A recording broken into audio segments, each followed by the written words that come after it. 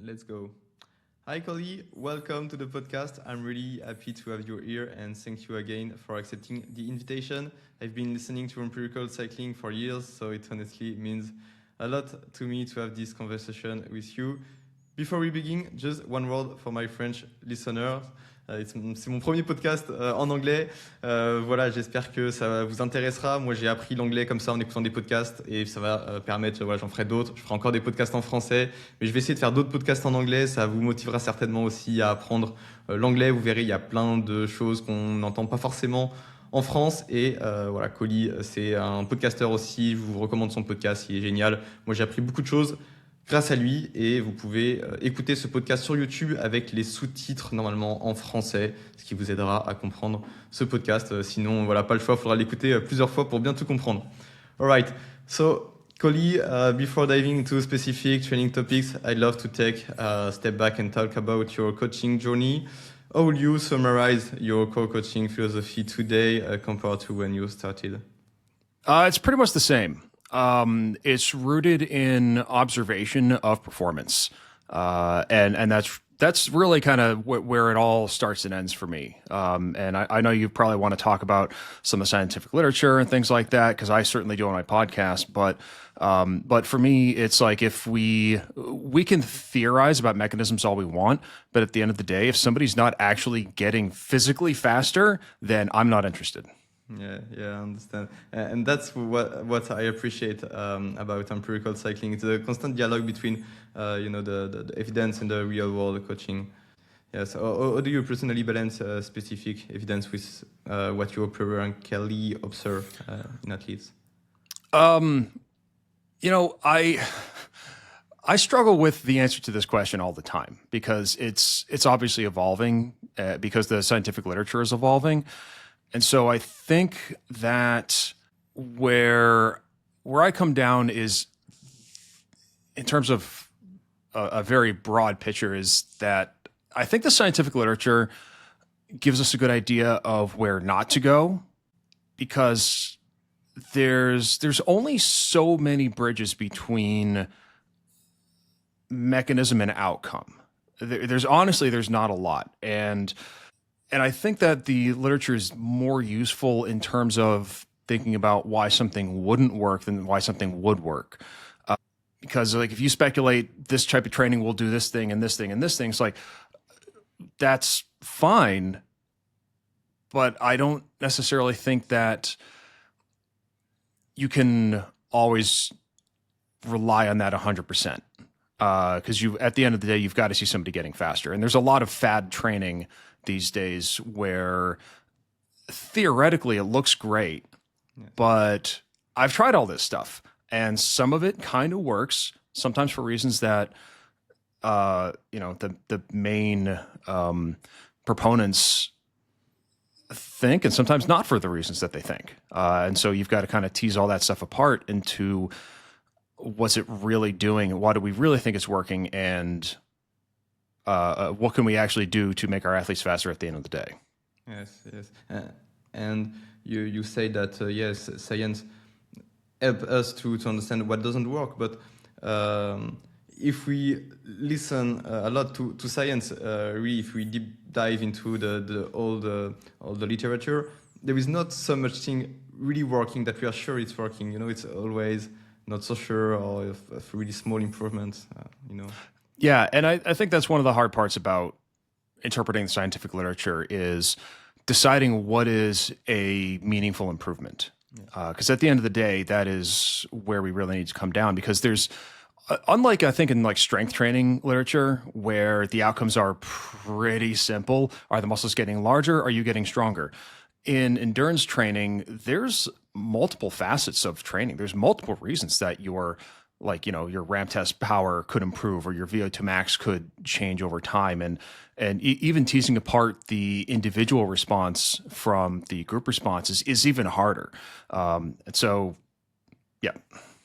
Yes, it's a question I have a lot. I think it's the same for you. Like, yes, so the riders ask me if it's working, but yeah, really, it's hard to know for the nutrition, the creatines and everything. Like, we see in the literature it may work, and there is lots of study saying it's working, but in the feeling in the field, it's too hard to know if it's working.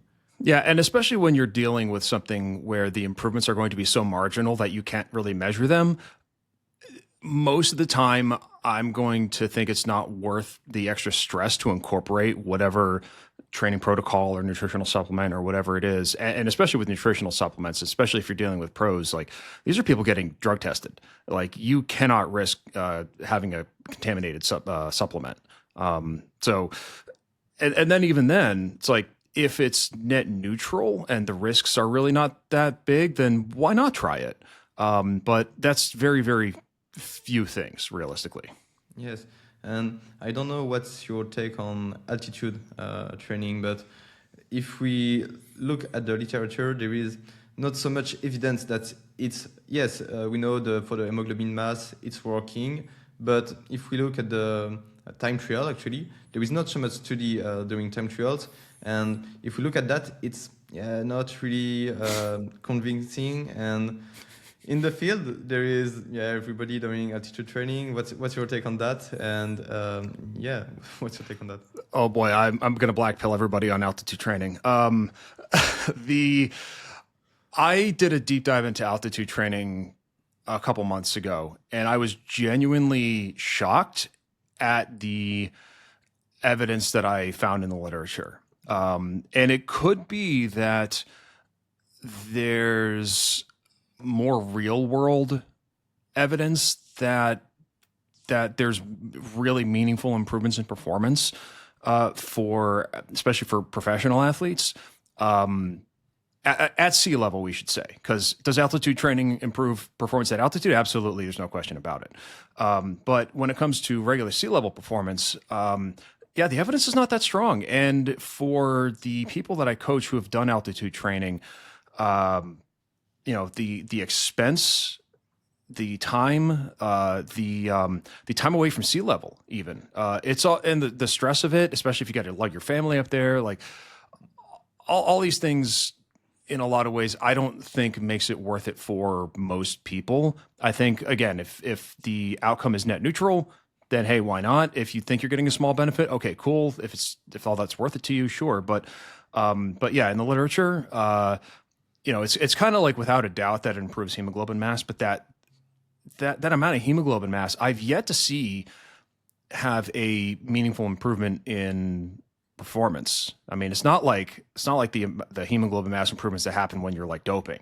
Like that's massive, and that's without a doubt going to be a huge improvement. I mean, just look at the 90s and the mid aughts. Like, but yeah, I'm unfortunately with you, and I'm hesitating to make a podcast about that because I really want to double check that there's like not a couple papers that I missed in there that really do show without a doubt a really meaningful improvement.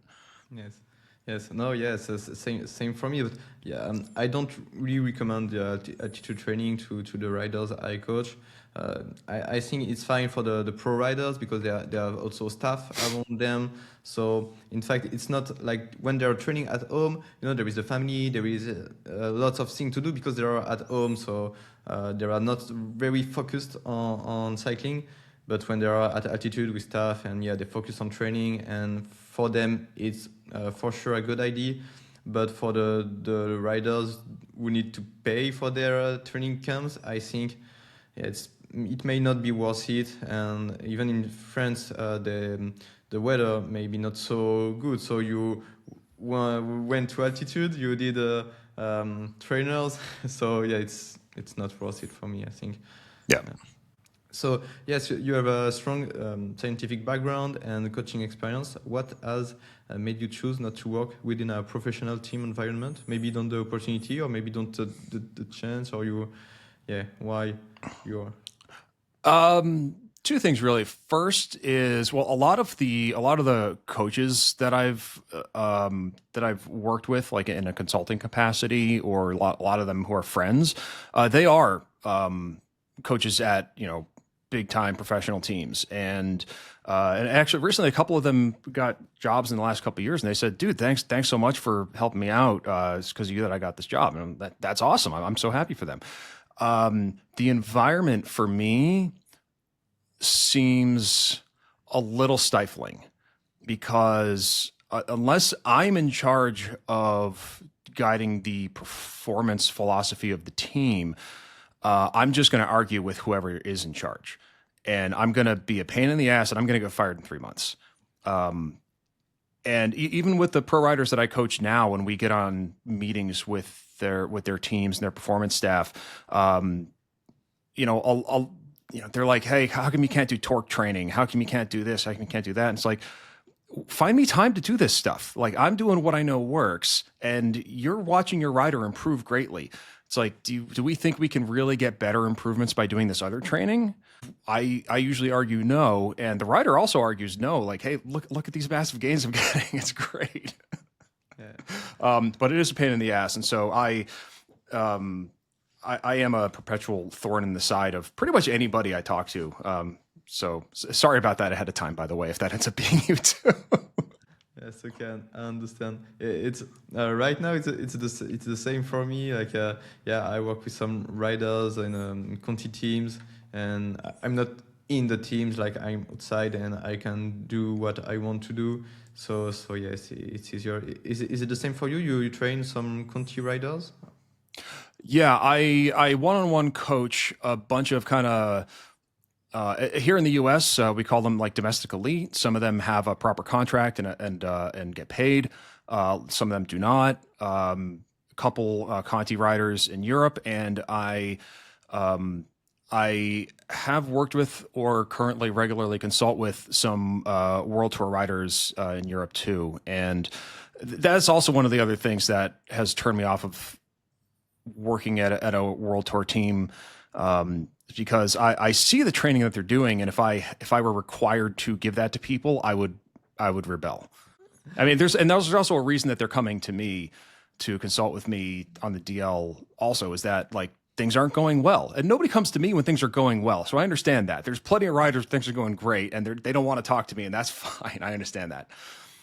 Yes, but it's tough, working into a professional team environment, and like.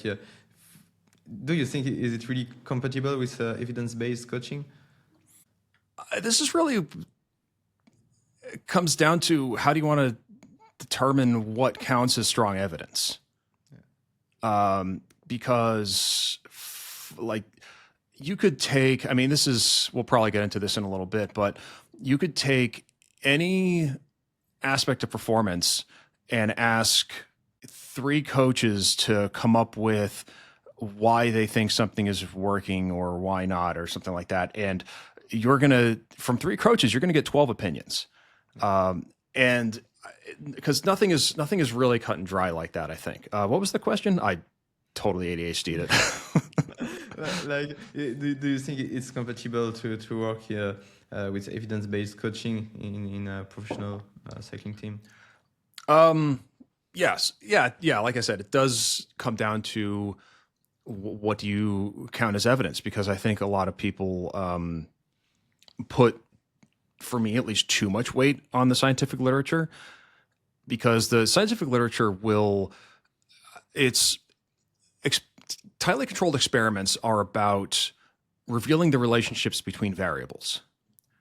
And from the strength training literature, as Zach Robinson has said, everything is all differences in training outcomes are just dose in disguise, or something like that, along those lines. And so if you really think that one protocol is better than another because of a 1.5 milliliter per minute per kilogram difference in VO2 max outcomes, and that's the be all and end all, we're just going to have a fundamental disagreement on how we should interpret that. Yeah, for sure.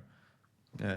So not so easy, to work with evidence-based. But I mean, with also the races and everything, it's tough to just optimize the training. Like there is not so much time to train. Yeah, I mean, and that's another difficult part about making those choices, because when I'm working with folks, oftentimes their race season stops in October and it starts again in February, and we only have a couple months to get in rest and get in training. And if somebody needs to be in shape for like March, that's a tough ask. So yes, and speaking of a professional environment and the constraint of pro racing, one thing that seems absolutely critical at that level is the ability to maintain performance deep into a race, and that brings us to the concept of durability or fatigue resistance, which has become a very popular topic lately, but often discussed in very vague ways. So first, how do you define durability in a practical coaching terms? The way I define durability is, I define it as endurance. And and when I say endurance in the context of professional road racing, everybody kind of knows what you're talking about already. And so and when you compare that to what's in the scientific literature, there's actually a couple definitions of durability. And the original one is the ability to maintain thresholds over time. And there's been a couple attempts to separate out different aspects of what might be considered endurance performance. And I think that while very useful, I think it's still, at least in terms of the literature, it's still young. I think there's only been like 40 or 50 papers on it published ever at this point that we would recognize as being of the durability body of literature. And so it's still growing. But in general, I think the practical definition for people to think about is, because we all have power meters, right? So how much power can you put out compared to what you can do fresh deep into a race? And there's a bunch of ways to measure how hard you've gone before your quote unquote fatigued performance, and figuring out what matters most to you in terms of all of that is probably how you should define it for yourself in terms of your own performance. Yes. So do you use metrics to actually assess it? Yeah. The one that everybody uses is kilojoules per kilogram, because that's nice to standardize as to body weight. Not all the papers on durability do that, but I think that's a pretty easy way to do it. And it's a pretty simple equation to program into pretty much any performance analysis software. I've got a couple other ones that I'm not terribly happy with. I'm still tweaking in terms of being able to control for intensity. But because, you could do 3,000 kilojoules, or like, let's call it, 30 or 30, 40, 50, 60, whatever kilojoules per kilogram of work at easy endurance pace, however many hours that might take you, and have a great 5-minute test. But if you race for 4, 5, 6 hours, and then you do that, that's going to be very, very different. And so you've really got to be able to tease apart the type of intensity that you've had beforehand. Yes. And it's tough because I'm racing too, and I see it in the profile. Like there is a huge difference between the data I can put in training and the data in racing, and it's really hard to have the same effect in training. Like 2 hours of racing, it's so different. So there is so much acceleration, so much small sprints and everything. So it's tough to have a real measure of the durability. And if we use the data of racing, it's too chaotic I think for me it's too chaotic to look at it. So what's your take on that? Yes and no. I think that because what I usually do is, it's funny. I was just reading a stats book recently, and one of the things that it talked about that stuck out with me was doing an experiment in terms of modeling.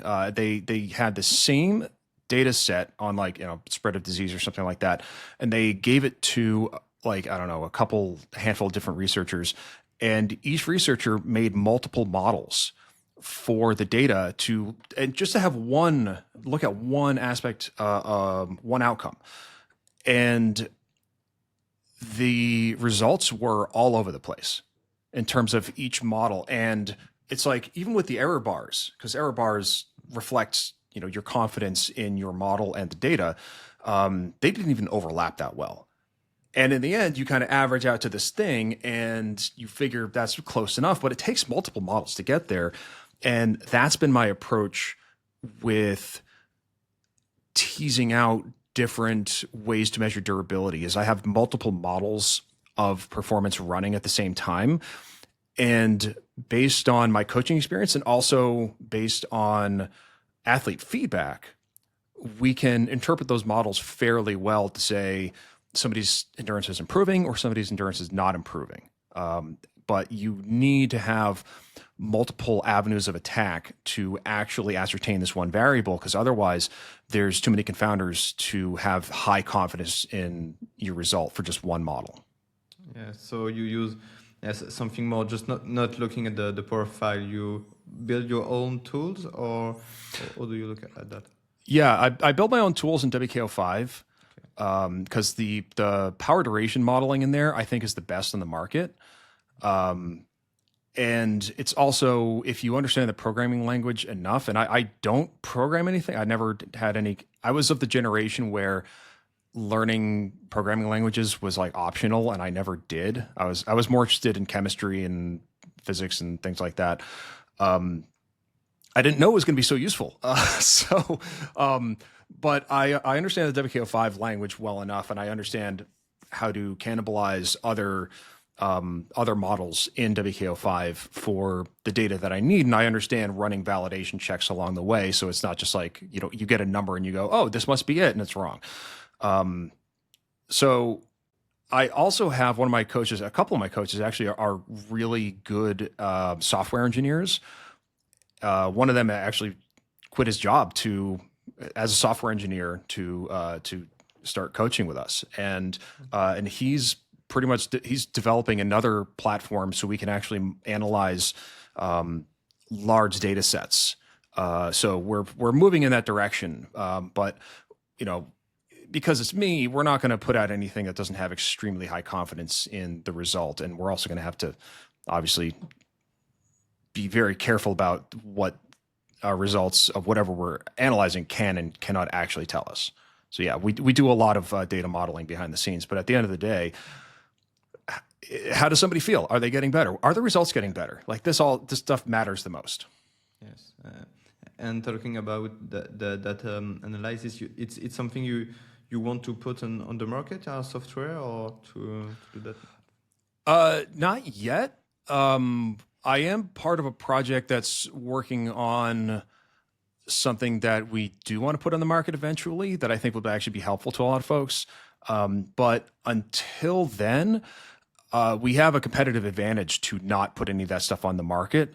And also, like, if ever it was on the market, you will always get a lot of pushback on it not being validated. How come you haven't published this? And that's a valid question.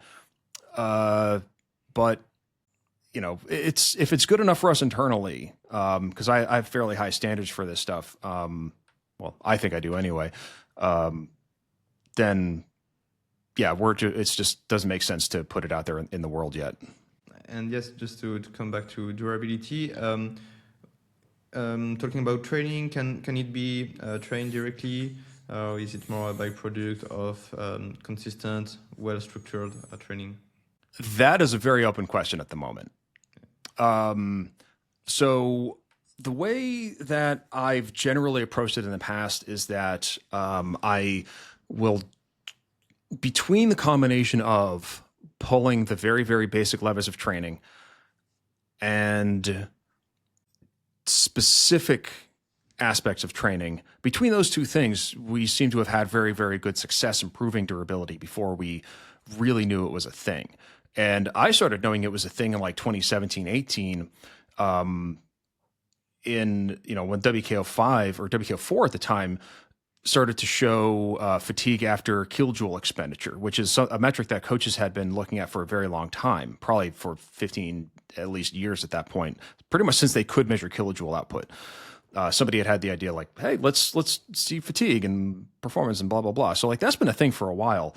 But when, and then when we looked at, when I looked at my data for people I was coaching post hoc after learning about this stuff, I was like, oh, look, performances over, X kilojoule loss are improving. Oh, maybe we normalize it to body weight because somebody bigger has more glycogen stores and has a higher threshold on average. And so why don't we try to do that? And so like that kind of stuff has been validating, but then at the same time, when you try to improve it deliberately, one of the ways that I frequently see people doing that is by riding for X kilojoules and then doing specific efforts. And is that meaningfully different than doing them at the beginning or in the middle or kind of interspersed? The answer is I have no fucking clue. And I don't honestly see any reason to avoid any one of those strategies. So generally I employ all of them because there is a justification to do all of them. And I don't find any reason to ignore one over any other. So yeah, if you look at the training that I give people, and I'm planning on doing a podcast on this pretty soon because I had a pretty good build season with one of my pros. You're going to see that it's all of these levers get pulled because like, why not? None of them meaningfully seem to provide a noticeably bigger benefit than any other. So you might as well do all of it. Yes, I understand. Yes. And as you say, we can always say, okay, that's a good idea in training. Like, doing exercise at the end, it's also good for the mind, because they are doing that in racing, and if they know they can do it in training, maybe it's just something they can help us. Yeah, I do find that sometimes when the training is not nearly as hard as the racing, then you can also set somebody up for disappointment in themselves. If they're like, man, my 5-minute power has been like just about as good as my fresh power, and at the end of this Queen stage here, my 5-minute power was not so good. And it's like, well, look at how much harder you rode in the race. So it's, you can, from a coaching perspective, you can set yourself up to have a disappointed athlete. And I try to avoid that kind of thing. So I'm always expressing gray area and uncertainty, because unless I am absolutely certain about something because I've got really hard data to back it up, I tend not to deal in black and whites with a lot of folks. Yes, and there is a large part of durability that it's technical also in racing, like the riders taking turns faster, that are well placed in the bunch. They at the end of the race, it's a lot of energy saved. So this makes a huge difference. Yeah, for sure. And nutrition is a very huge aspect of that too. Like if you're not eating, you got no durability whatsoever. But now nutrition, it's quite okay for maybe not everybody, but it's something normal, to take more than 90 grams per hour. I think it's okay. Yeah, I think it depends on the nutritionist you ask. Some are a little more bullish on large carbohydrate intake than others, and I'm not an expert there, so I usually refer people to one of the nutritionists I know, and I just say, let them take care of this for you. Yeah. Okay. And before you can maintain something, you have to build it, and that brings us to VO2 Max training. So let's talk about it and how you approach it. You've often discussed high cadence VO2 Max work. Is it something you are still regularly using with your athletes? Yeah, all the time. Yeah. In fact, one of the ways that I think about VO2 Max training is I think about it in terms of acute fatigue and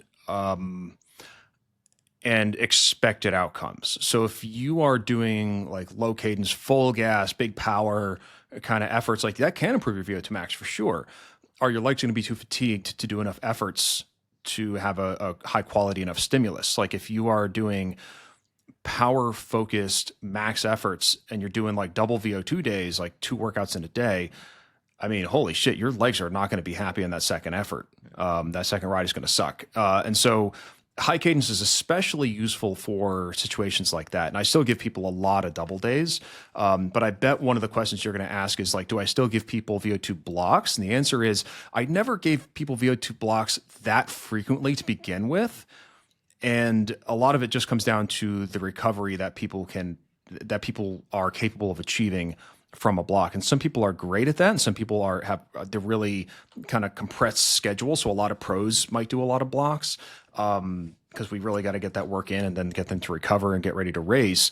But otherwise, it's as much as people hype that stuff up and they want to, because cyclists tend to not do things in half measures, but they also don't do things in full measures. They tend to do things in double measures, which is way too much for most people. So yeah, I usually don't recommend blocks as much anymore, but I never really did recommend them that much to begin with, but I was always talking about if you really need a giant dose, that's a good way to go. But yeah, the short answer is yes, high cadence VO2 is still very much a thing. Yes, and you've talked about double days. It's something... I didn't know you use that. So it's something you use also with your pro athlete, or even my amateur athletes. I find it if they have the time and energy and they can squeeze it into the schedule without too much stress. Yeah, it's very effective, especially for people who ride for an hour before work and ride for an hour after work. It's like, why not? Unless you absolutely cannot push hard in the morning when you've just woken up at 5 a.m. Like, I understand that. We're not going to do that then. But if you can, I mean, hell yeah, why not? And if they can do 3 hours straight, if you wanted to plan a double day, you plan double day 2 times 1.5 hour or 1 3 hour? I typically don't find that taking all of VO2 max efforts from a double and sticking it into a single day, that seems to be a lot more fatiguing, and it doesn't seem to be as effective. Something about that freshness for that second ride makes a big difference. But I have given people rides where you would think that they had a double day squeezed into one ride, but in fact, it's actually race specific training. So whichever way you want to think about it, like you can interpret it either way. Yes, okay. Because when it's double day, it's double VO2 max session? Mm-hmm. Yeah. Okay. Whoa. Okay. Yeah, it's tough. I mean, I got the idea from Dean Golich, who I worked with on a project a couple of years ago, and he was super, super generous with his knowledge and his experience. And I first started with kind of taking it wholesale, as most people do when they get a new tool. It's like, let's just use this strictly as I was given it, and let's find out where it holds up and if and when it falls apart. And I did that for a couple of years, and the VO2 double days have seemed to really stick around there. They seem to be very, very effective in folks. Okay, yeah, it's the first time I heard about that. I've already heard that Team Jumbo-Visma did that. And also Romain Bardet, I know that he used to do that. So yes, but it seems really hard, and as a rider, it's something I don't really want to do. Like, it's fine doing 3 hours with some exercise, it's okay. But 2 times in the day, yes, it's really tough. It sounds more intimidating than it realistically is. Like, if I told you the people I coach who love double days and have benefited greatly from them, you would feel like such a wuss right now. Yes, and it's 1 session a week. Like that, 1 day a week. That's where I usually start. Is like every week or bi-weekly, like every 2 weeks, is a good place to start if you're going to try double days. And a lot of the time for the folks where it doesn't work or they really hate it, most of the time it's because they're trying to do too much in the day. Like, you really need to be a monk for that one day in terms of terms of sleep, in terms of hydration, in terms of nutrition, and making sure that you're really recovering between those two sessions. And I find the largest issues with people doing doubles when people are not great on the nutrition or sleep or both. Yeah. And at the end of the day, so there is more time in the zone 5 or zone near VO2 max doing that? Yeah, there's a couple potential mechanisms that may be at play, and I've been told that there are a couple exercise physiologists who heard about the doubles and heard about, and I've talked to a couple of them about why I think it's happening, and they may be planning studies to figure out what's actually going on and actually rigorously determine if they are more effective than the same like doing VO2s like Tuesday, Thursday, or something like that, instead of doing them like one day a week and then nothing else. So we'll see. The experimental setups are still being bandied about, I think, but that was the last I heard of a setup, and trying to certain things would be measured and see if see what happens.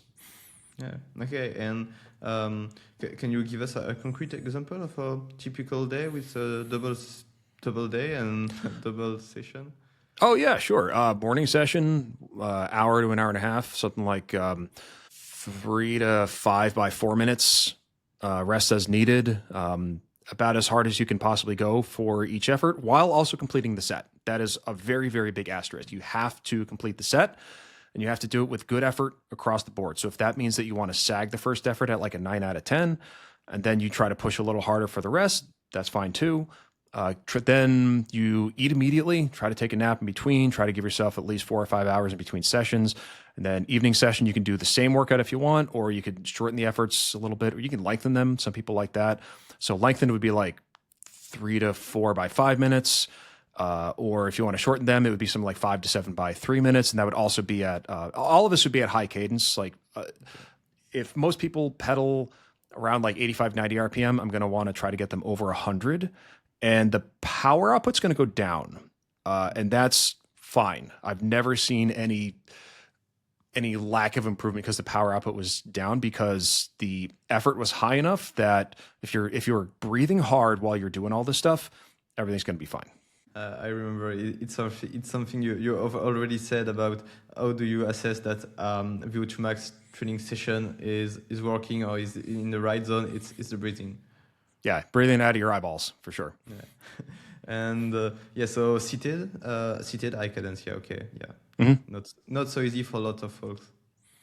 No, but if your general cadence is like 70, 100 RPM might be a big ask, in which case you try to go for 90, but just higher than normal takes a lot of the wear and tear off of the legs.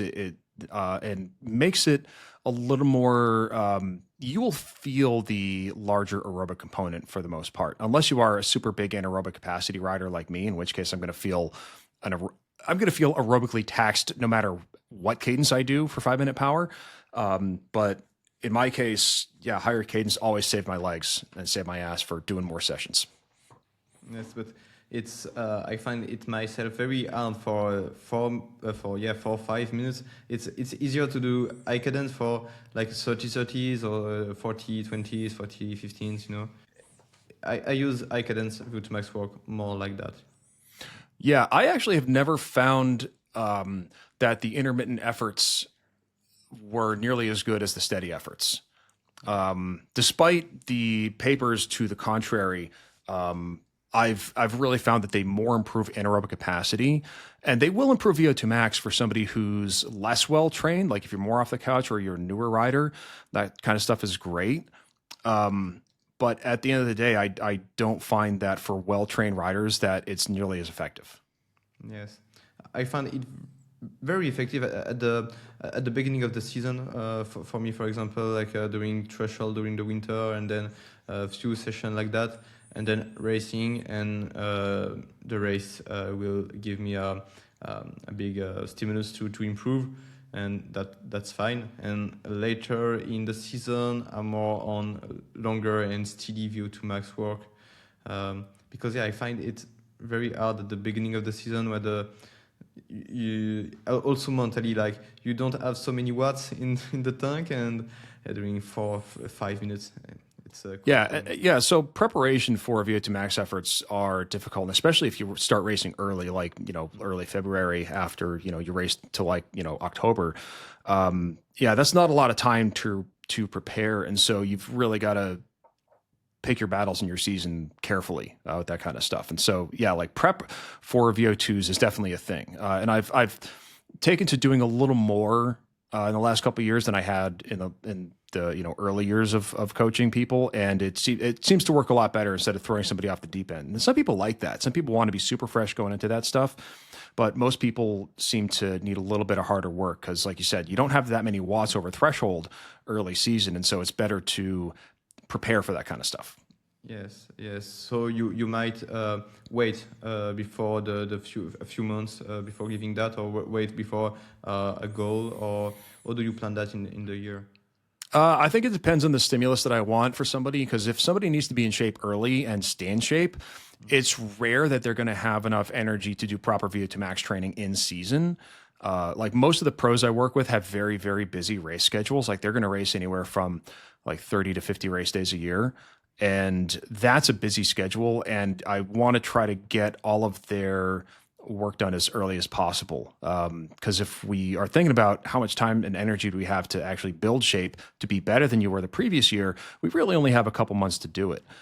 So at the end of the year, if the team is really being a bunch of dicks and trying to get somebody to race when they're exhausted, sometimes I'll just be like, get your old COVID test out. We're going to start break a month early. Yes. I know. Yeah.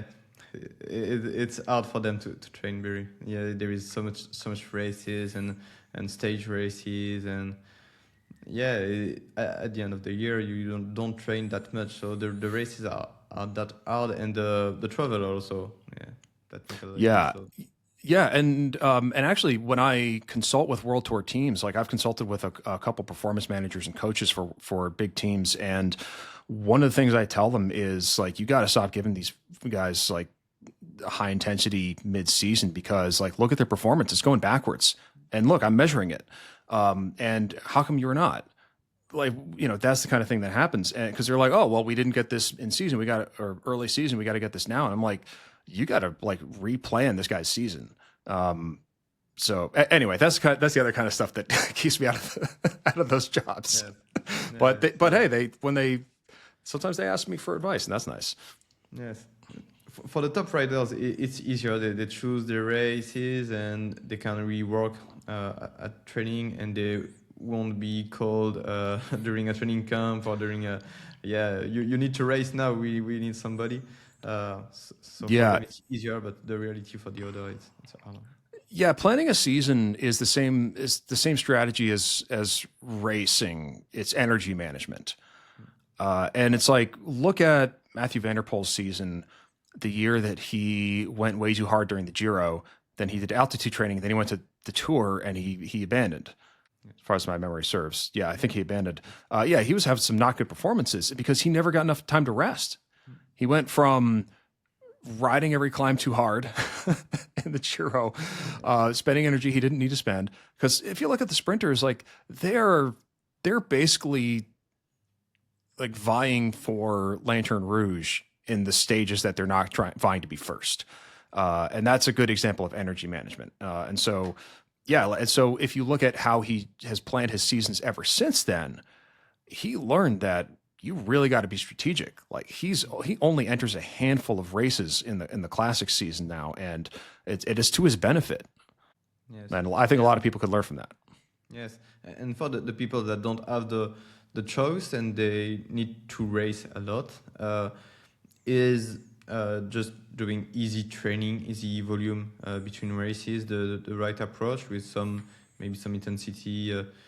Like in openers, like for me, for example, sometimes when I have a busy schedule, I do easy for the week, just some openers the Friday, like a small VO2 max work, easy the day before the race, in the race. I mean, yeah, this is where I work closely with the people I'm coaching one-on-one. Well, it's the only people I coach is one-on-one. But yeah, this is where I work closely with those folks to figure out what's the right approach for volume versus intervals versus rest. And there's the answer is not the same for everybody. But I do find that in general, maintaining a long ride here and there really helps to maintain fitness in season. Like one of my pros from a couple of years ago, she was mid race block with her team, and she was feeling like her fitness was like sliding away from her from racing so much. And as soon as she got a chance, she did a 9-hour ride on the trainer because the weather was miserable outside in Belgium, and her team was like just walking by her all day, like, "What are you doing still?" And she's like, "I am feeling better. It's what I'm doing." Yeah. And her next couple races after that were way better than the ones before, where she felt her fitness backsliding. And it was just from that one long ride, being able to help with that stuff. Yes, for sure there is differences between riders. For me, I like it when I keep it low intensity and keep the volume. But for some, they want to train normal day, and it's fine for them. It's working. That's sometimes I'm like, oh, is it possible? Like we are doing the same races and very different training, but for them it's working like that, and they keep improving during the year, and it's okay. And if I do the same, I find it's harder for me.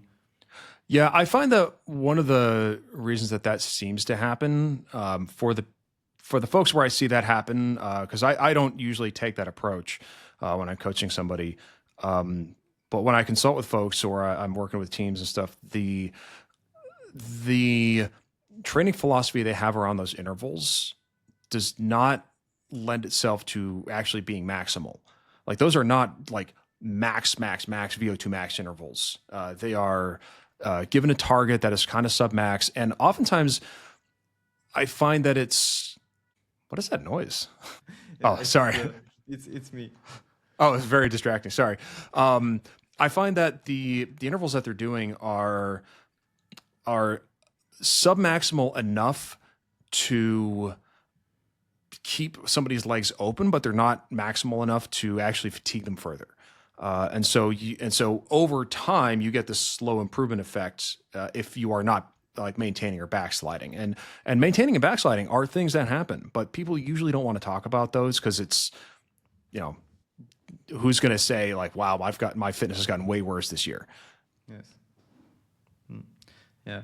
And for the 4 minutes, 5 minutes walk, did you try also the fast start?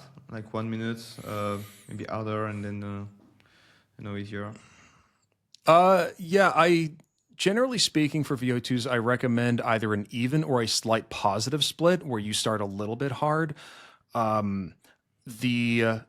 lot of what I see with fast start prescriptions is you fall down to a prescribed intensity, and I don't ever suggest that. I suggest if you are, let's say you're going to do a 5-minute effort at your average from last week is like between 280 and 300 watts for your efforts. Like it was like 300, 295, 290, 280, 285, 280 or something like that across the board.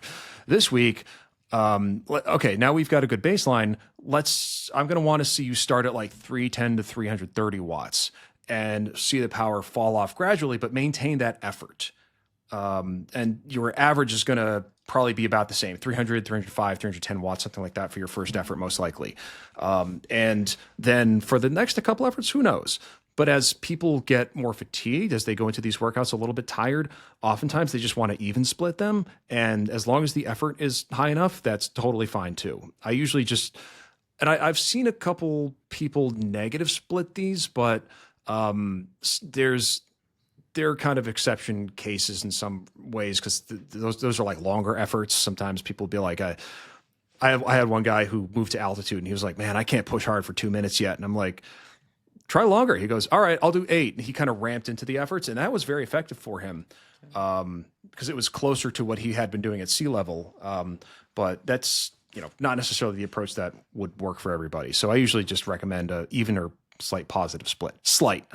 You don't have to sprint at the start. You can, You're not going to do that many quality efforts though, like that. Yes, yes, yes. Okay, and maybe they can alternate also, like maybe one session with a fast start and the other one even, or if they do double day. It's the question. I let people auto-regulate with that kind of stuff. I'm not too much of a stickler because at the end of the day, the differences between those two things are very small. Oh, it's an ambulance. Oh, or Yes. police. I thought it was bagpipes for a second. Again. That's all right. You got some shit going on in your neighborhood. That's cool. Yes, it's fine. It's a Grenoble in France. It's a well-known town with it's called the Chicago or French town here. I've been to Chicago a lot. It's not that bad. Most of it. And yes, what are the most common mistakes you see athletes make when doing VO2 max training? Doing too many sessions. Like I said, people don't like to do half measures. They also don't like full measures. They do double measures. And doing too many efforts, doing too many sessions, and riding too hard besides the VO2s is probably the number one thing I see. And then it takes a while once you've done enough VO2s. It takes a little bit to actually see the improvements. Like all of my athletes this year who needed to gain like 20, 30 watts of FTP, like they've all done it. And in part because they were doing VO2s at a point where most people would consider it early, but like now their FTP is higher and we're just prepping to race. I think it's well timed.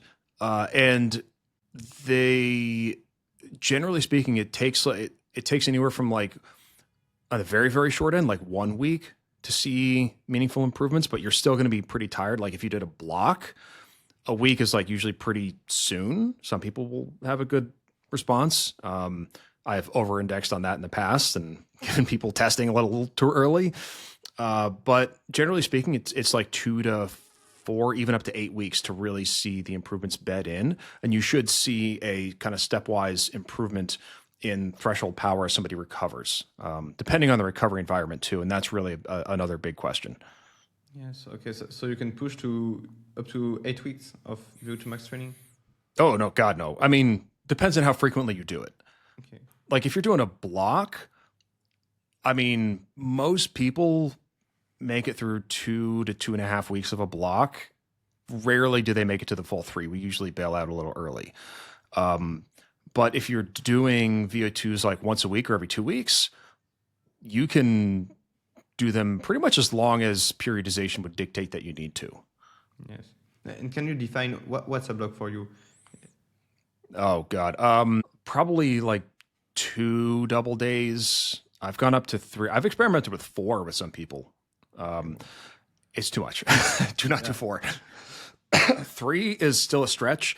Generally speaking, it's like 2. And depending on if somebody's got something else to do, a VO2 block might also have a couple other sessions involved, depending on if they like need to be ready to race soon, or if we have other things that we really need to work on. Like somebody's improving their sprint, like doing sprint work and strength sessions in the gym usually only leaves enough energy for one VO2 max session and then volume besides that. So you've really got to play the game of energy management. So it may actually end up being like 3, 4, 5, 6 weeks of like one VO2 max workout a week with the other stuff, and that's a block. That's okay. And the volume beside that, at which intensity it is? Low intensity. And this is one of the other common mistakes I see people make in general is they over-index on the Coggin zones and under-index on duration. And I was recently reviewing some World Tour team data, and they will give people like 5, 6, 7 hour rides at power targets that you might find ridiculously low. Sometimes they're higher, sometimes they're lower. But I think people ride their endurance pace a little too hard all the time. And they're either over-indexing on TSS or they want to just feel tired, or they want to burn more kilojoules or something like that. And I usually find really, really big improvements with people when they start riding those endurance rides easier. And especially when we're doing VO2 max work, this is one of the other undoings, is just riding your endurance way too hard. So if you got a 4, 5, 6 hour ride and you're doing it at 70% FTP, like you can, I'd rather you do it at 50, because 50 is going to feel easier. And it's also going to be the same difference in the long run. Oh, no, wait, that's wrong. It's going to be better in the long run because you're not nearly as fatigued, and you are. Yeah, never mind. I could go on for this for a while. Yes, but it's also something. During a VO2 max block, you for sure do your low intensity very low, but after the transition, before starting a new season, like I like doing like high zone 2 training around more 70%, and at that time of the year, I find it easier, and I find it's really working on my riders and on me also. But yeah, during the year with the races and the VO2 max training, I decrease the intensity. So is it something you might do as well? Like sometimes long ride, higher intensity? I used to more, and I occasionally, when people want to do it, we will do those again. And it's not really, most people just go, I don't like this, because they're used to the lower intensity and having better legs for efforts. And so actually I should ask you this question.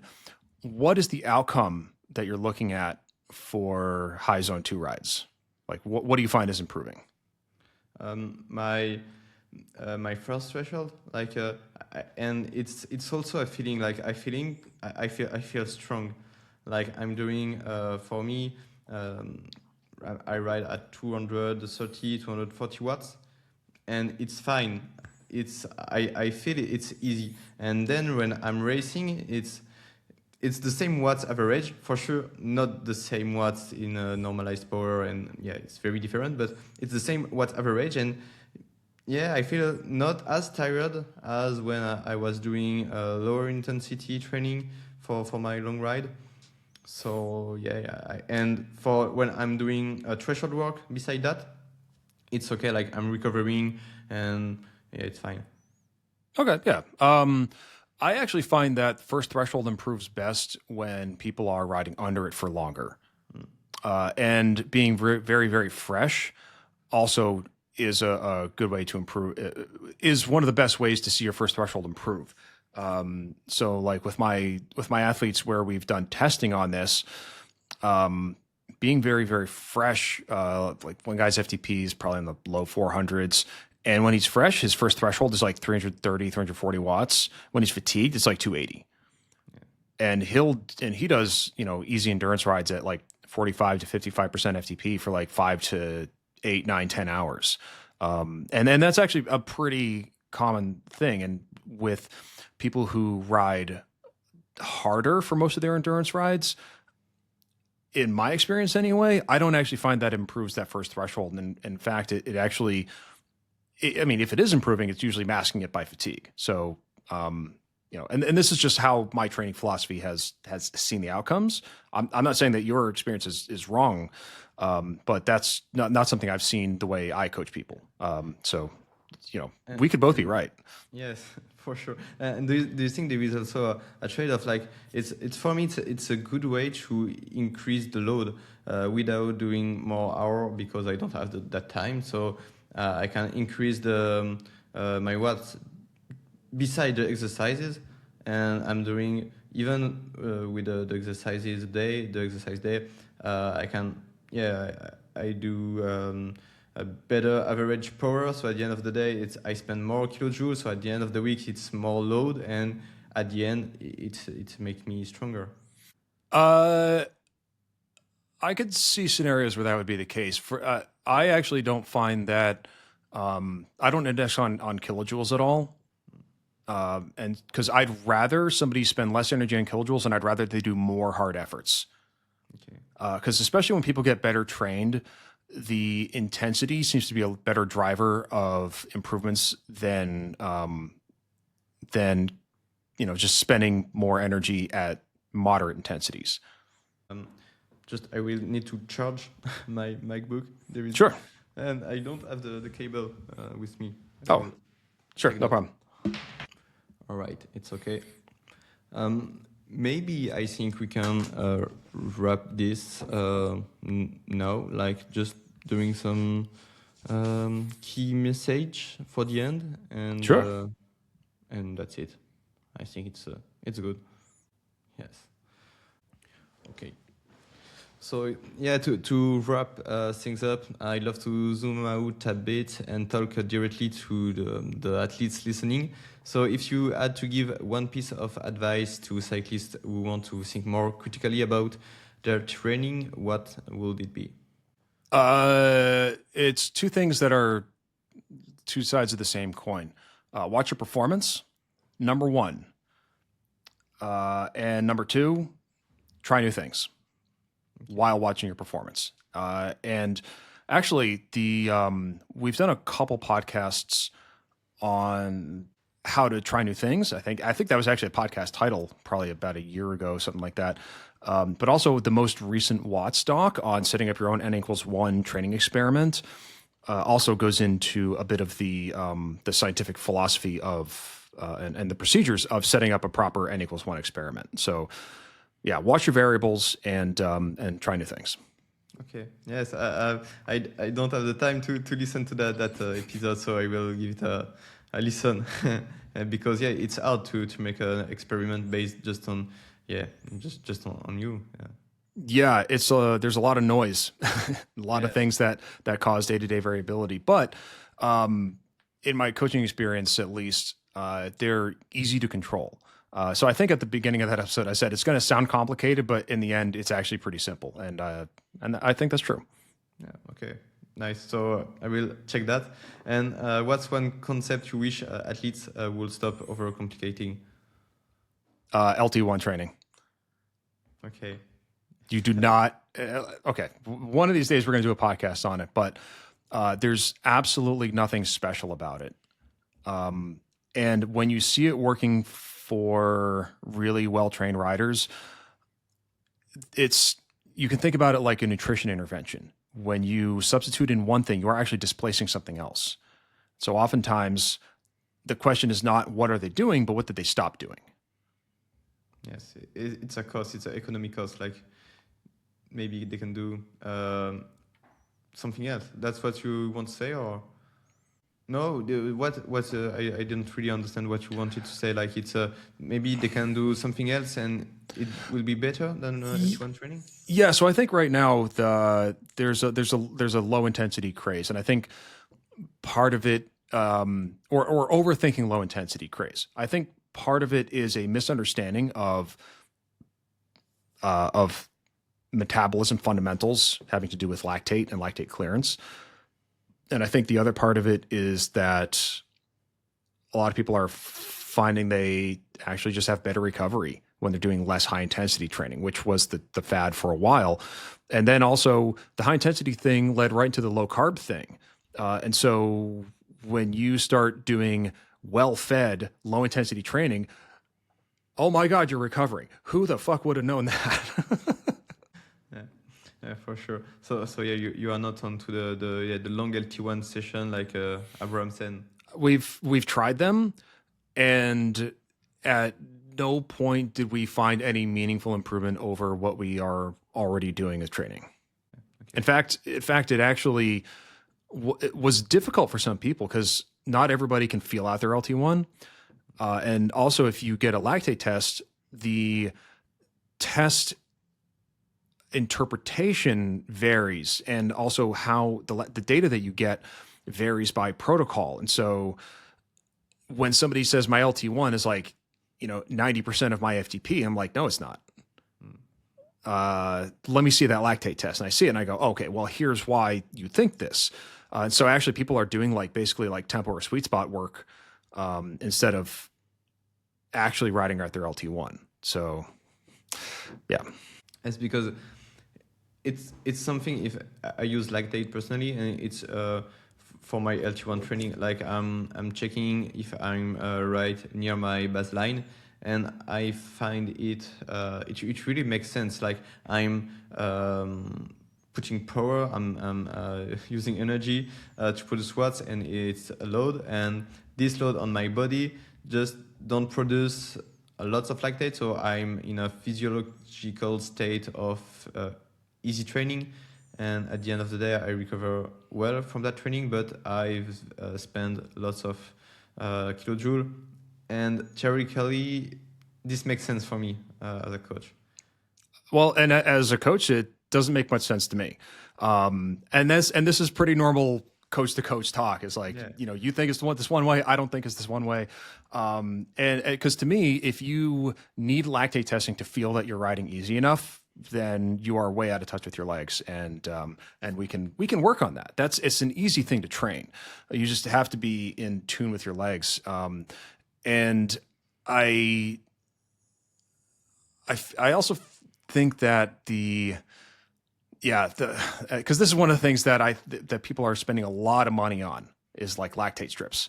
And also it's not easy to prick your finger while you're riding or while you're on the side of the road. So like all these variables matter in terms of like lactate, because if your lactate is actually like 1.5 and you're pretty well trained, you stop at the side of the road and in 30, 60 seconds, it might have gone down to baseline already. So it's difficult to really tease apart those variables. And I just personally don't find that it makes a big difference. And if I'm going to have somebody train muscular endurance, I'm going to want them to train harder. I'm going to want to have them training at sweet spot or threshold. And that seems to make a bigger difference in training outcomes. So, and that's just the way that we've kind of worked it. So maybe it's just one of those things that probably does work for a lot of people, but just the way that we've developed our coaching philosophy, it doesn't really, not that it doesn't fit, but it's that it's superfluous. Yes. Probably a good way to put it. Yeah. Okay. Nice. So yeah, I'm waiting for an episode about that.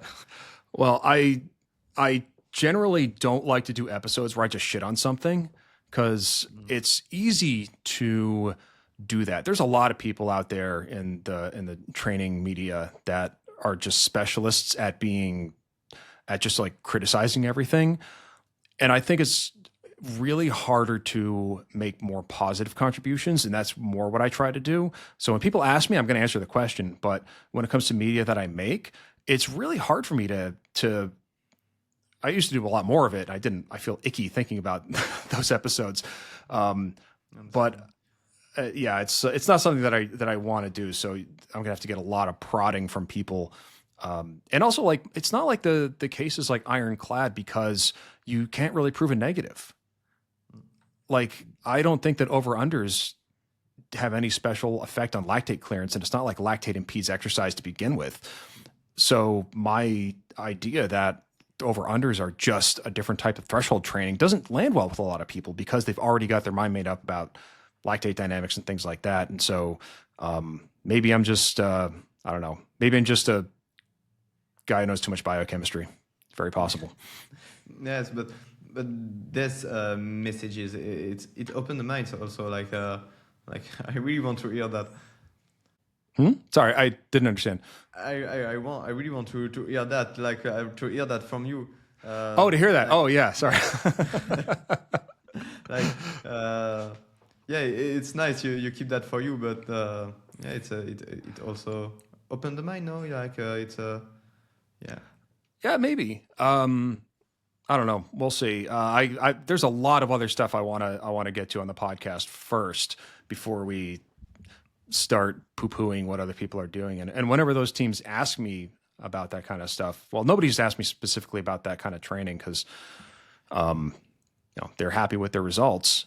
But especially when you're dealing with people at that level, you also have to understand that it takes a lot to screw them up in terms of their performance.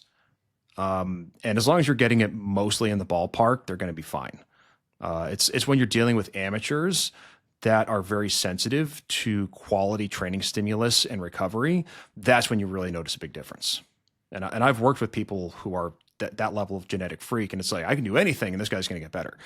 And I also still to this day work with a lot of, regular weekend warriors, Cat 4s, people who don't even race. And when we start to get the stimulus and recovery balance wrong, their fitness shows it immediately. And so to me, that's a better indicator of what's really effective training, because, they're the most sensitive to it. Yes, for sure. Yes. Thank you, Koli. Thank you for coming on the podcast. I've learned a lot from your work over the years. So yeah, it was honestly a pleasure to finally have this conversation with you. So yeah, really appreciate your time. Yeah, I'm sorry I don't speak French. I wish I did. I love your accent, and merci, I think, right? Yes, c'est ça. Molto Merci. bene. That's it. Yes, thank you. I will stop the recording.